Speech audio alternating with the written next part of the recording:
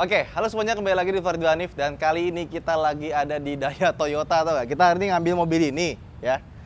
Langsung kita bawa ke Klaten, langsung kita pulang kampung. Kita baru nyampe, Mas Ardi. Woi, mana dia? Mana dia? Kita baru nyampe jam berapa tadi pagi? Setengah 5. Baru nyampe setengah 5. Dan sekarang jam 4.36 ya. Setengah 5 lagi. Kita dari Bekasi langsung mau ke Klaten ya. Jadi semalam dia yang bawa, gue bawa sampai Semarang doang. Habis itu dia yang bawa, gue tidur jam setengah 12 ya. Iya, setengah 12. Setengah 12 tidurnya di mobil tok. Habis itu kita ada pekerjaan sedikit, lanjut lagi ke sini. Tapi tenang aja, kita nggak sendiri. Jadi kita kan udah nyetir dari kemarin ya. Gue mungkin nyetirnya sampai Cirebon mungkin. Habis itu nanti dilanjutin sama teman-teman yang lain. Jadi gua ada Rere yang pegang kamera, ada Mas Ardi sama ada Ican, pembalap kita lagi pindah-pindahin barang. Kita akan tes ini buat keluar kota jarak jauh. Seberapa irit, seberapa nyaman, kita akan buktikan. Nih, ada nggak? Nah, ini nih, biar segar bikin videonya. Kan hari ini capek banget ya. Dari kemarin digeber terus, biar segar, biar semangat terus minum kopi Cola Kide. Rasanya enak. Enak banget nih. Dan kita lihat ya, jadi kita berangkat itu naik mobil ini satu. Nanti mobil Veloz ikut tapi bentar doang, sampai mungkin Cirebon dia balik lagi karena dia cuma buat ngambil video dari luar. Terus tadi kita berangkat ke sini, naik Palisade, si Veloz nyusul. Pas video pertama kita berangkatnya naik ini, dan kita lihat deh, ini mobil dibanding sama Palisade ya, yang membuat Innova baru jadi gagah dan besar itu karena dia kap mesinnya sekarang tinggi. Bukan yang ceper kayak dulu. Sekarang dia tinggi banget tuh. Bahkan tinggi kap mesinnya hampir sama. Dan tinggi mobil secara keseluruhan dia hampir sama atau sama kayak Palisade ya. Coba lihat deh. Oh iya loh, hampir sama loh. Cuma bedanya Palisade itu lebih lebar. Sedangkan si Innova lebih pipih ya. Nah, sama. Sebelum kita jalan, wush. Nanti kita juga mau bikin video lagi ngabisin mobil ini dari full tank sampai habis, sudah benar habis. Udah semua? Udah, aman. Oke, sip. Berarti kita langsung jalan aja ya? Langsung. Oke. Om, Siap. terima kasih banyak Om. Sayang, thank you Om. Ya, Hati-hati di jalan. sukses terus Om. Amin. Ya wes, kita jalan yuk langsung. Oke. Wah, ini kita menembus macetnya kota Bekasi. Wah, lihat. Jalan kita cuma kepake dikit doang ya. Nah, sama ini jalannya, kalau kita lihat ya, ini dia itu nyuruh kita langsung masuk tol. Tapi kalau kita masuk tol, kita nggak lewat MBZ. Nah, gue pengen kita lewat MBZ. Biar lebih... Karena MBZ tuh nggak tahu kenapa buat gue tuh kayak benchmark mobil nyaman apa enggak gitu ya. Suara klaksonnya agak sedikit masuk. Iya, tapi ternyata peredamnya nggak terlalu bagus-bagus amat sih. Suara motor tuh masih agak lumayan. Padahal motornya yang lewat itu motor-motor standar ya. Sama driving positionnya juga jadi lebih tinggi dibandingkan dengan model sebelumnya dari yang gua rasain. Nih agak serem ya, motor-motornya itu ngambil badan jalan semua. Nah, Re. Ini gimana caranya? Kita lewat tol MBZ dari sini. Wah, muter ke Bekasi dulu berarti ya? Ini kan Bekasi Barat nih. Iya. Sebelum Bekasi Barat ada apa ya? Yang... Nah, sekarang kita lagi macet banget ini jalannya. Nah, ini kalau kita lihat di peta nih ya, ini kita harus masuk langsung ke Cikampek. Tapi gue karena pengen nyobain ke MBZ, jadi gue belok kanannya di depan sini, nanti sampai sana ya. Nah, ini nih, dia wirelessnya tuh nggak terlalu, nggak terlalu smooth ya. Mana muter. Oke, ya, ini kemana lagi nih? Nah, nanti kan di sini nih naik MBZ kan setelah sini ya. Nah, nanti kita di exit sini nih, Jati Bening atau apa nih ya? Oh iya, Jati Bening nih, exit sini masuk lagi, seret, biar langsung masuk ke MBZ. Gitu ceritanya. Dan ini gue pegang deh. Oke, tadi lu naik Veloz ya? Iya. Nah, ini nih, dia tuh agak sedikit sempit ya. Parah. Kalau buat orang yang agak gede, dimundurin lagi nggak bisa? Bisa dong. Coba. Oke, belakang juga masih lega kan. Cuma nih bagian sininya ya. Iya. Dari sini ke sininya tuh dia agak krem gitu. Padahal tadi naik Veloz nggak segitunya ya. Iya. Pegang lagi. mau maju. Nah itu Veloz tuh. Jadi emang desain dashboardnya tuh dibikin, ya nggak tahu kenapa begini, harusnya ini jangan begini sih. Ini yang bikin jadi agak sempit nih bagian tengahnya sini. Sama nih gue seneng banget kalau ini nih, ada kayak gininya nih. Ini lagi ngecas nih, jadi mesinnya nyala buat ngisi baterai sekarang. Dan gue nyalain auto hold ya, jadi kalau misalkan kita lagi lampu merah atau lagi macet begini, kita tinggal injek rem, langsung si parking brake-nya nyala. Nah ini baterainya lagi nyala. Nah ini ngisi dia. Oke, dan sekarang udah jalan 46,9. Kita reset dulu kali ya. Kita reset tripnya. Oh di sini nih reset tripnya. Ini trip A, trip B nanti kita reset setelah isi bensin. Jadi ada dua. Kita sekarang di trip A dulu aja. Oh, oke. Itu buat ini odo total trip A, sama tadi buat pencahayaannya seberapa terang. Oh ini bisa gelap banget. Wah gelap banget, nggak kelihatan apa-apa. Segini kali ya, cukup. Trip A. Ini dashcam, depan belakang seperti biasa, Black Fugu-nya bisa di-download pakai WiFi, cepet, dan yang gue suka dia tuh awet banget dan garansinya lebih lama dibandingkan dashcam lainnya. Garansinya 1,5 tahun, yang lain paling kan cuma 6 bulan ya. Soalnya dashcam itu sering banget rusak, terutama buat mobil yang sering banget dipakai. Dan kalau misalkan kita lagi berhenti, lagi diem, nah dia itu otomatis jadi time lapse, tetap nyala tapi jadi time lapse. Jadi kalau misalkan ada orang nabrak kita, misalnya guncangan gitu ya, dia langsung ngerekam normal. Jadi kita bisa tahu siapa pelakunya gitu ya. Kayak Detektif Conan, Anda adalah pelakunya. Tapi kalau misalkan nih ya, pas aki kita udah mau habis gitu kan, nah dia tuh bisa ada deteksi voltasenya. Jadi ketika dia ngerasa, wah nih akinya udah nggak kuat nih, ya jadi dia akan mematikan dashcam biar mobil masih bisa di starter. Jangan sampai gara-gara dashcam nyala terus mobil nggak bisa di starter kan, itu bahaya banget. Kalau dia udah ada protectionnya gitu, jadi biar walaupun parkir dia masih ngambil nyedot dari aki, tapi ketika akinya sudah kelihatan takut nggak cukup ya, dia langsung stop ngerekamnya. Canggih ya. Soal MBZ nih, yeay, akhirnya yang didamba-damba kita sudah membuang sekitar setengah jam untuk lewat sini ya. Kenapa nih kok lambat sekali?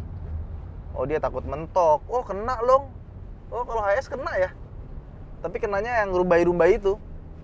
Nah kalau ini kena nggak dia? Tadi kok dia melambat gitu ya. Nah ini juga kita sudah pakai modenya tuh di adaptive cruise control. Jadi nih kaki gue naik sebenarnya.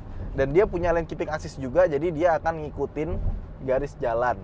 Nah tapi kalau di Innova ini gue pede. Kayak gue naik Ioniq 5 atau gue naik Palisade kemarin ya. Soalnya beberapa mobil kayak misalkan HR-V atau Rise atau sejenisnya, itu dia adaptive cruise control-nya itu sebenarnya dia nggak pakai sensor radar, dia cuma pakai kamera doang. Jadi dia ngitung jarak depan sama belakang, ya, kok depan sama belakang, ngitung jarak depan mobil itu loh. Dia itu berdasarkan image, berdasarkan motion graphic, apalah pokoknya berdasarkan video lah. Nah kalau ini dia tuh ada radarnya, kayak Palisade, Ioniq 5, atau apalagi yang ada radarnya ya? Apalagi yang ada radarnya? Ya pokoknya yang mahal-mahal tuh ada radarnya lah. Ya kan, kalau yang murah-murah kayak misalkan, nggak murah juga sih, tetap mahal juga ya. Kayak HR-V, kayak Rise, BR-V, itu adaptive cruise control cuma pakai kamera. Jadi gua agak ngeri sih. Karena beberapa kali suka miss ya. Dan kadang-kadang suka kasar gitu ngeremnya. Kalau pakai radar, jadi kalau pakai radar tuh dia kan radio frekuensi. Jadi dia mantulin kayak sonar gitu. Tapi kalau sonar kan buat di laut biasanya. Dia pakai gelombang suara kalau sonar. Kalau ini pakai gelombang radio. Nah, kalau pakai gelombang radio itu jauh lebih akurat. Tapi lebih akurat lagi pakai sensor lidar namanya. Dia pakai sensor laser. Itu dia nggak cuma bisa ngitung jarak, tapi dia bisa bikin mapping. Permukaan tuh jadi keren banget deh. Makanya kalau mobil yang autonomousnya sampai kayak robot taksi gitu ya, dia pasti sensor lidarnya banyak. Kalau ini buat adaptive cruise control aja, dia cukup pakai radar. Dan itu jauh lebih akurat dibandingkan dengan yang lain. Dengan yang pakai kamera doang gitu. Nah, beberapa mobil juga kayak misalkan, gue pernah nanya, kenapa Hyundai Stargazer tuh sama kereta itu nggak dikasih sensor adaptive cruise control aja sih gitu kan. Karena kan udah ada kameranya ya. Nah, jawabannya ternyata karena pakai adaptive cruise control dari kamera itu kurang begitu akurat. Jadi daripada mencelakakan nantinya, mendingan langsung aja adaptive cruise controlnya kalau yang punya radar. Jadi untuk kereta sama Stargazer hanya dapatnya lane keeping assist-nya aja, dia nggak dapat adaptive cruise control-nya gitu.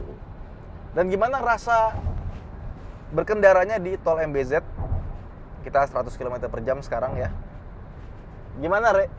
Dari sudut pandang videografer dulu yang merasakan sebagai penumpang? Agak bumpy tapi Masih enak ya? masih enak. Agak berasa sih bumpy-nya ya. Gedebuknya tuh masih berasa tapi empuk gitu. Bener. Jadi goyangnya tuh masih berasa. Di belakang gimana di belakang? Tengah? Sama aja. Sama aja ya? Ya agak berasa sih. Emang kalau lebih enak sih kayaknya enakan Stargazer ya. Iya. Kalau buat suspensi di MBZ ya. Tapi kalau untuk Innova ini sih menurut gue sih dibanding yang lama enak mana? Kalau di MBZ Ini sih enak ini ya, lebih stabil ya. lebih stabil. Bener. Guncangannya nggak terlalu banyak. Oke, sekarang kita udah di kilometer 30 ya. Jarak ke Klaten itu sekitar 6 jam 26 menit lagi. Jadi kita nyampe sekitar setengah 1. Nah, ini yang pertama yang gue suka dari mobil ini ya. Nih, dia ada cup holder di depan AC. Jadi cup holdernya dingin. Cup holdernya dingin, minumannya dingin, cup holdernya dingin. Segar.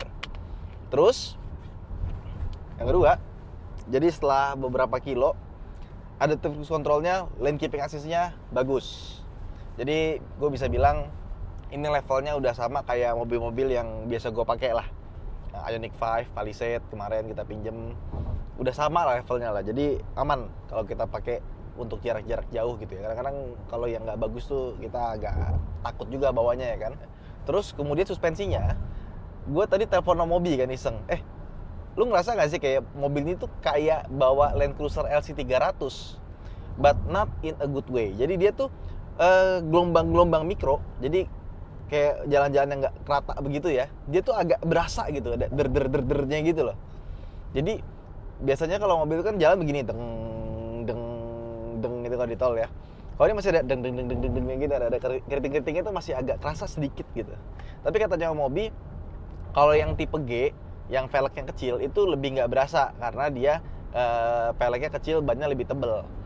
Bisa tereduksi gara-gara itu. Dan gue juga belum cek sih dia tekanan anginnya berapa. Mungkin kita masih cek dulu tekanan anginnya berapa. Dan sayangnya dia tidak punya TPMS ya. Jadi nggak ada tire pressure monitoring system. Ya nggak ada loh. Tapi gue seneng nih, lane keeping assist-nya bagus. Oh, tuh dia ngikutin depan. Ada tuh cruise control-nya. Jadi gue set di nomor 2 sekarang. Tuh. Ini jalan pakai baterai nih. Pakai listrik. Mesinnya mati. Jalannya sekitar 80 ya 7 kali ya. Jalannya segituan. Nah, sekarang mesinnya nyala. Kayak gitu deh kurang lebihnya deh. Asik ya. Terus ini nih head unitnya nih. Ini kayaknya nih ya kalau malam agak silau sebenarnya. Cuma cara ngecilinnya kita coba cek. Settings, display, brightness 100% pantas. Oke, kita bikin segini aja. Wipernya bisa diganti ternyata. Cuma agak lemot. Oke. Bisa diganti kayak gini. Kayak gini.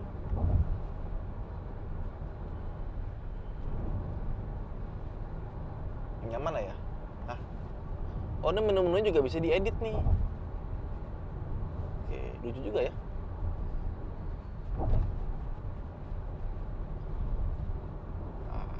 Yang ini aja deh. Oke. Terus sama mobil ini ya, dia tuh nggak punya ambient light, tapi di bagian sininya ada nyala biru-biru sedikit sekali, kayak Stargazer ya. Lagi-lagi mengingatkan gue sama Stargazer, nggak tahu kenapa. Sama tombol-tombolnya ini kalau nyala pas malam nih, lihat, gue suka nih, warnanya putih bagus. Kalau teman-teman punya mobil lama gitu ya, mau dibikin warna ambient slide-nya jadi putih gini, kalian bisa ke SPD Jakarta, nanti diganti. Oke, tadi kita habis makan, istirahat dulu sebentar ya. Sekarang jam 7.37. Nah, dan kali ini Velosnya berpisah. Dia sudah selesai mengambil gambar. Jadi dia langsung balik ke Jakarta. Kita lanjut naik ini, terus Ican sama Mas Hardi semuanya di sini. Nanti sampai Cirebon gantian gue di bangku penumpang. Habis itu istirahat dulu, santai. Cobain jadi penumpang ya. Dan setelah dilihat kalau malam kayak gini ya, ini tuh kayak steel warnanya, kayak dark steel metalik gitu nggak sih? Iya nggak sih? Ya iya dong. Ya iya aja pokoknya begitulah ya. Jadi warnanya itu ternyata bukan silvernya tuh bukan silver yang ngejreng nih, beda ya. Coba nih ya. Ini silver nih. Ini silver. Nah, ini silvernya Innova. Kayak dark steel gitu. Jadi warnanya kayak warna besi. Ya wes. Dah, siap, jalan. Hati-hati di jalan ya. Jadi mas. Ya langsung pulang loh, awas loh. Iya. Jangan main. Yuk, tuh. Kap mesinnya tinggi bener. Nah, ini biasanya kita habis makan tuh agak-agak sedikit ngantuk ya karena pencernaan kita sedang bekerja. Biar nggak ngantuk kita minum kopiko. Lucky day lagi.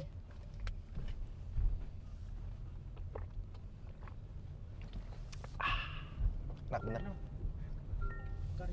Di depan diesel asapnya yang mana-mana ya. Jadi sebenarnya mobil hybrid itu nggak cuma sekedar irit tapi juga lebih rendah emisi. Karena mesin bensinnya bekerjanya jarang-jarang gitu. Sama ini mobil ya. Ini lampunya itu nggak terang blas tuh lihat ya. Ini kita high beam, tuh nggak berasa high beam coba. Kayak high beamnya malu-malu gitu tuh nggak? Tuh kita high beam, twing, gitu doang high beamnya. Jadi kurang jauh gitu. Kalau misalkan dia bikin lebih terang lagi tuh lebih enak pastinya dibanding yang kayak gini. Tenang, kita nanti bawa ke LMP, kita ganti yang terang. Wih. Oke, sekarang kita sudah di kilometer 198 terlalu. Kenapa jadi kayak rumah irama ya? Nah ini mundur jadi 1 jam 16 menit. Habis ini kita mau ke rest area KM 207 ya. Nah, ini mobil adaptive cruise controlnya bagus. Dari tadi ada yang nyelip, ada yang ngerem mendadak gitu. Ini ngeremnya tuh lebih halus dibanding di akselerasi. Akselerasi masih agak kerasa ya. Dia kayak kita ngegasnya tuh nggak santai, tapi pas ngeremnya dia justru malah halus. Jadi bagus gitu. Tapi kalau misalkan akselerasi bisa dibikin lebih halus lagi ya, itu pasti lebih enak lagi. Terus sama setirnya ini, biasanya gue kalau naik Hyundai, ini sorry dari tadi ngomonginnya Hyundai karena gue biasanya pakai itu ya, buat ngetes adaptive cruise control karena gue cukup sering pakainya. Dan keeping assist-nya itu, dia itu nggak bisa kita pegang begini doang gitu atau begini. Dia ngedeteknya kita nggak ada, jadi harus kita gerakin juga kadang-kadang. Kalau nggak dia tuh minta kita balik megang setir, padahal kita udah megang. Nah nanti di 207 juga kita mau gantian nyetir, gue mau cobain di belakang, habis itu kita review kecil-kecilan lah ya, gimana sih rasanya duduk di belakang pas jarak jauh. Ya, ini mobil sebenarnya kalau menurut gue udah bisa ambil kesimpulan ya, kalau buat keluar kota enak banget, irit juga gitu ya. Buat dapetin 119 tuh gampang gitu dengan jalan biasa. Cuma emang peredamnya harus ditambah aja sih. Untuk mobil harga 600 juta harusnya ditambah lagi peredam yang lebih bagus gitu. Oh, kiri kosong, kita ambil sen kiri.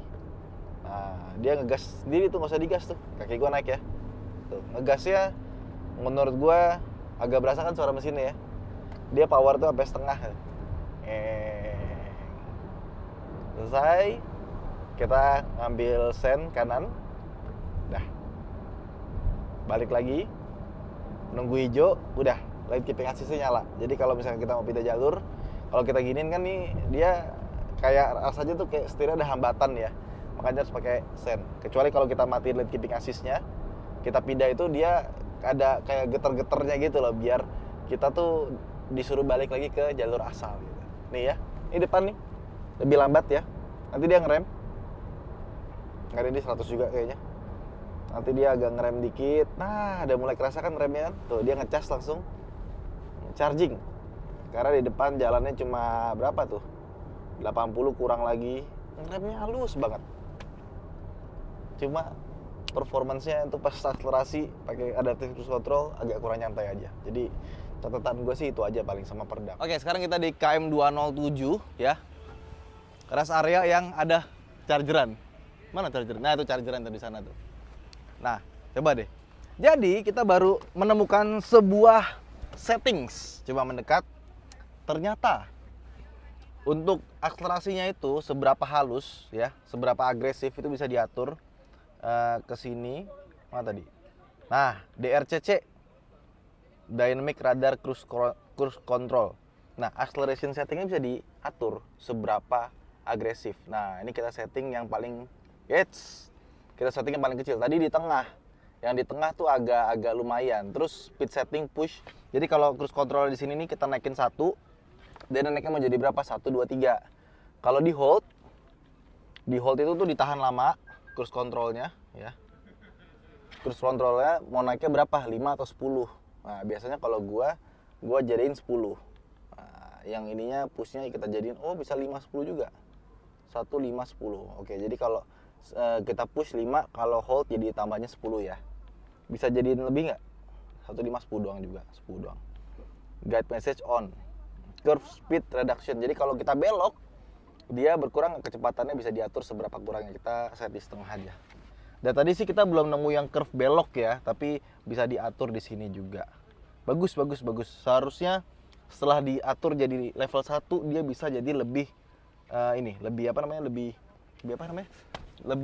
lebih smooth ya kan. Susah banget. Nah, sekarang kita mau coba di bangku baris kedua. Udah, Chan? Oh, ngemil dia ternyata, masih lapar. Nah, tadi gue iseng nih, lihat ke belakang. Jadi tadi gue mencoba untuk mengatur kursi belakang. Coba masuk sini. Ini agak gelap ya. Jadi kursi belakangnya itu yang sebelah kanan gue tegakin. Apakah dia bisa lebih mundur senderannya? Ternyata bisa mundur sedikit. Kalau yang belakangnya ditidurin, dia tuh ketahan sama kursi belakang. Jadi ya bedanya mungkin cuma segini kali ya. Cuma let's say 3 cm. Tapi ya lumayan bisa lebih tidur. Dan kalau kita naikin lagi, ini kita pembuktian yang tadi gue bilang, karena ini berantakan banget ya mobil ya. Wah, ini kopikonya siapa nih? Mas Ardi kayaknya. Ditaruh di bawah lagi. Nah, oke, tetap mentok. Apalagi nanti Ican kan tinggi ya.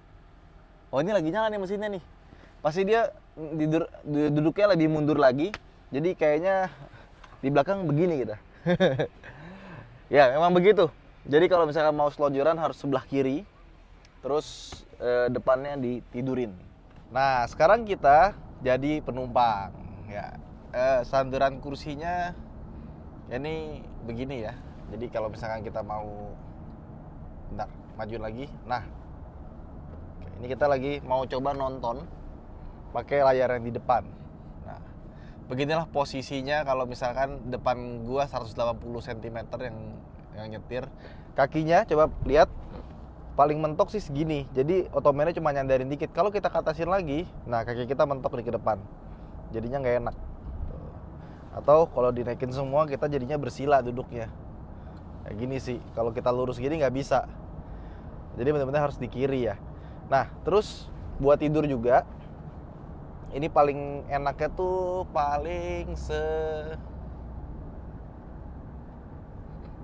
kayak lagi. Nah, paling enak segini. Kenapa? Karena kursinya itu, dia itu engselnya bukan di bawah. Jadi pas dia turun gitu ya, karena dia ininya di atas sini, itu tuh masih ada ganjelannya. Jadi bukan di ujung. Kalau di ujung tuh enak, tapi dia di atas sini. Jadi ada kayak gundukan gitu loh. Makanya buat tidur tetap pasti enak tidur di Alphard, karena dia ininya masih berasa nih kalau kita turunin ya. Salah. Kita turunin kayak tadi. Tuh. Di sininya tuh masih ada jegelukannya gitu loh. Jadi dia nggak bisa lurus begitu. Makanya pas kita terlalu rebah itu kayak perut kita naik. Mungkin agak dibikin tiduran begini. Nah, ini agak enakan sih. Cuma posisinya kurang pas aja. Kita naikin lagi ya. Karena kita mau ngomongin sistem infotainmentnya. Dan untuk lari 82 km per jam di belakang sini perdamaannya cukup oke ya. Perdamaannya cukup oke. Terus suspensinya juga cukup enak. Di Cirebon ini gue ngerasa cukup lah ya. Gimana Chan nyetir ini Chan? Enak ya, maksudnya kokpitnya bener-bener padat banget. Kokpitnya padat ya? Iya. Lo duduk nyaman? Gua duduk nyaman. Nyaman ya. Nah sekarang jadi ternyata infotainmentnya ini independen. Dia nggak berhubungan sama sekali. Dan kalau misalkan kita pencet nih ya, kita unlock dulu. Gimana ya unlock ini? Unlock, tap to unlock. Nah, gimana sih? Alah gitulah screen lock. tap to unlock, udah. Unlock control, yes. Nah, ini kita bisa nih, volumenya bisa kita naikin di sini. Ada suara tapi kecil. Dan dia suaranya nggak bisa terhubung sama si audio depan sih. Dari tadi gue ngotak-atik nggak bisa, jadi suaranya mandiri gitu. Nah, suaranya kayak gitu. Nggak enak sih, makanya harus pakai TWS ya. Nah, TWS ini kebetulan nih punya Ican. Punya gue ketinggalan. Bener, ini kanan buat kanan ya? Pinjam ya, Chan? Iya. Nah, jadi kalau kita pakai ini, baru berasa enak. Dan dia tuh Android. Nah, kalau kayak gini kita play ya. Loh, belum nyambung. Kita ke home dulu. Jadi ini kali ya home-nya ya. Gimana sih? Malah mati, kan? Home-nya, aduh, oke. Ini. Nah, ini kita setting dulu lagi. Yang mana? Bukan setting yang ini. Setting yang ini ternyata kita buka Bluetooth. Kita onin dulu Bluetooth-nya. Tadi nyala loh padahal. Nah, earbuds T50 aktif. Nah, sekarang kita nonton. Nah, nonton dari sini. Sekarang suaranya dari TWS harusnya. Nah, bener. Suaranya dari TWS sekarang. Kenceng amat, Chan. Masa? Iya. Tadi gue pelan malah. Oke. Nah, terus kalau kita mau nambah aplikasi misalkan ya, dia tuh Play Store-nya tuh nggak ditaruh di sini. Jadi kita misalkan mau nambah, oke, save. Iya, buruan. Silau banget ya. Ini udah gelap padahal. Ini udah yang paling gelap, kita setting brightness-nya ya. Udah paling kecil, tapi tetap aja masih silau. Jadi buat Toyota PR-nya next kalau generasi berikutnya, kalau bisa dibikin bisa redup atau bisa ngikutin dimmer dari lampu. Karena ini ketika kita nyalain lampu mobil di luar, dia nggak ikut ngeredup. Jadi tetap aja brightness-nya segini-segini aja, karena emang sistemnya terpisah sih, nggak ada nyambung-nyambungnya sama sekali. Jadi kita buka YouTube Music, ini kita bisa langsung ke websitenya, atau kita baru ke Google Play. Langsung kebuka Play Store-nya secara otomatis. Jadi walaupun menunya nggak ada, bisa kita hack. Dengan cara kayak gini kita sign in dulu, abis itu nanti si YouTube Music-nya ada di sini. Jadi buka YouTube Music doang, semua aplikasi bisa. YouTube, Netflix, Disney Plus, Amazon Prime, bisa kita tambahin sendiri dengan cara seperti itu. Di atas gini nggak ada ya? Nggak ada menu di atas ya? Udah, gitu doang menunya. Sip, kurang lebih kayak gitu. Dan buat teman-teman yang nanya, USB-nya ada nggak? Ada dari sebelah sini.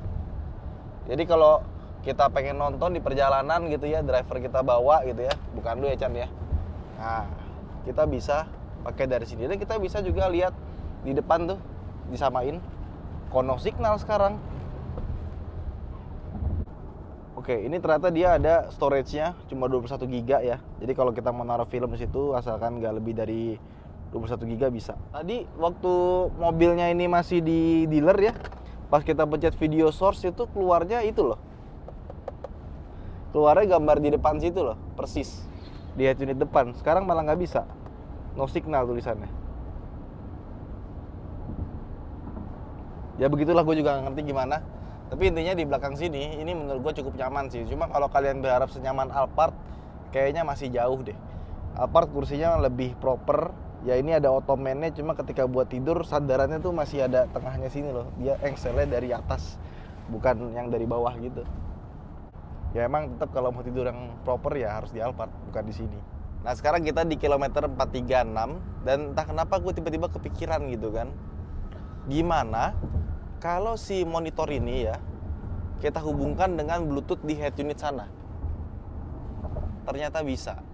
Jadi cara membuat si layar monitor ini bisa terhubung suaranya pakai suara sound system beneran, yaitu disambungin ke Bluetooth. Jadi koneksinya aneh ya, dari sini nyambungin ke Bluetooth sana.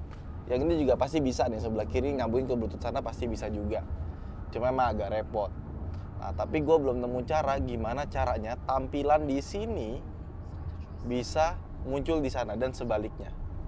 Karena ini gue sekarang coba buka video source, tetap tulisannya no signal loh. Nggak ngerti kenapa, coba sini yuk. Lihat.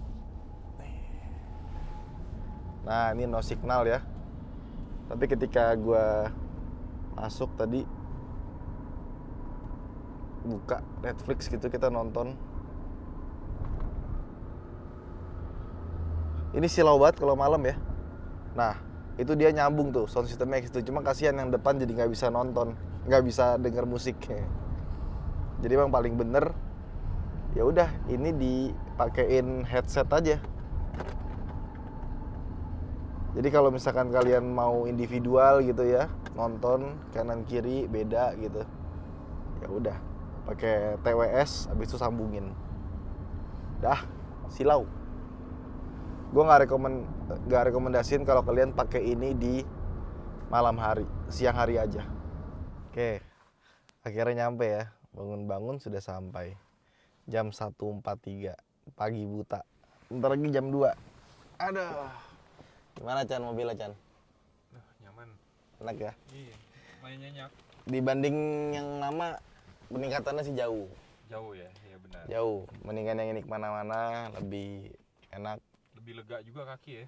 Lebih lega, lebih kedap, lebih empuk. Cuma memang harapan gue yang ketinggian sih sebenarnya sih.